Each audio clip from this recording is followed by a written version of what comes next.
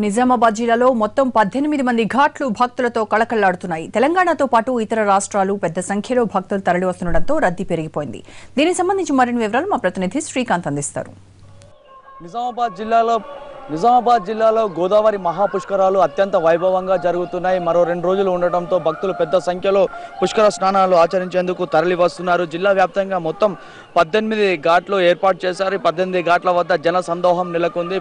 ప్రధానంగా కందకుర్తి, పోచంపాడ్ పుష్కర ఘాట్ల వద్ద భక్తుల సంఖ్య విపరీతంగా పెరిగిపోతుంది. భక్తుల తాకిడి ఎక్కువగా ఉంది. అలాగే మిగతా చోట్ల కూడా భక్తుల సందడితో పుష్కర ఘాట్లన్నీ కలకలలాడిపోతున్నాయి.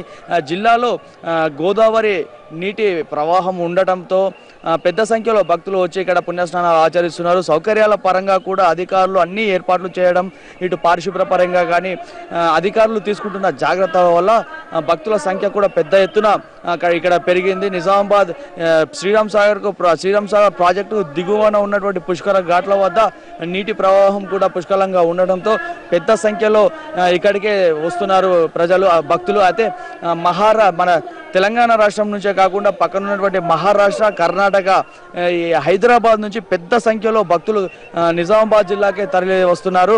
ఎందుకంటే పోచంపాడు, కందకుర్తి వద్ద మనం చూస్తున్నాం, నిత్యం లక్షలాది మంది భక్తులు ఇక్కడికి వచ్చి పుణ్యస్నానాలు ఆచరిస్తున్నారు. అధికారులు కూడా పూర్తి స్థాయిలో ఎప్పటికప్పుడు ప్రజలకు సౌకర్యాల విషయంలో జాగ్రత్త పడుతున్నారు. పెద్ద సంఖ్యలో భక్తులు వస్తున్నప్పటికీ అధికారులు తీసుకునే చర్యల వల్ల భక్తులకు ఎలాంటి ఇబ్బందులు తలెత్తని పరిస్థితి మనకు నెలకొంది.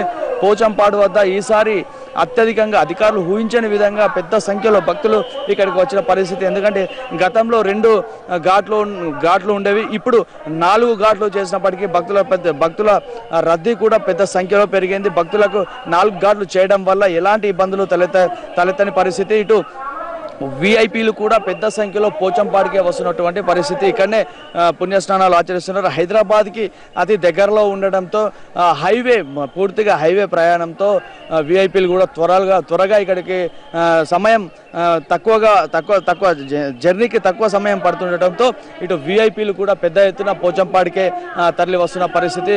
పక్కనే ఎస్ఆర్ఎస్పీ కూడా ప్రాజెక్టు కూడా ఉండడంతో ఇక్కడికి వస్తున్నటువంటి భక్తులు పుణ్యస్నానాలు ఆచరించుకొని పక్కన కోదండరామస్వామి ఆలయాన్ని, అలాగే గంగామాతను దర్శించుకొని విఐపీలు ఇక్కడ ప్రాజెక్టు చెంతన సీద తీరుతున్న పరిస్థితి చూస్తున్నాం. అలాగే సాధారణ భక్తుల సంఖ్య కూడా పోచంపాడులో భారీ ఎత్తున ఉంది. ఇప్పటి వరకు జిల్లాలో మొత్తం 36 లక్షలకు పైగా భక్తులు ఇక్కడికి వచ్చి పుణ్యస్నానాలు ఆచరిస్తున్న పరిస్థితి. నిజామాబాద్ జిల్లాలో మొత్తం 18 ఘాట్ల వద్ద కూడా అన్ని సౌకర్యాలు కల్పించడంతో పెద్ద సంఖ్యలో భక్తులు తరలివస్తున్నారు. ఇక మరో 2 రోజులు ఉండడంతో భక్తుల తాకిడి మరింత పెరిగే అవకాశం ఉందని అధికారులు భావిస్తున్నారు. ఇందుకు సంబంధించిన ఏర్పాట్లలో కూడా అధికారులు నిమగ్నమయ్యారు. ఇది నిజామాబాద్ జిల్లాలోని పరిస్థితి. కెమెరా పర్సన్ రవిచరణ్తో శ్రీకాంత్, ఎన్టీవీ, నిజామాబాద్.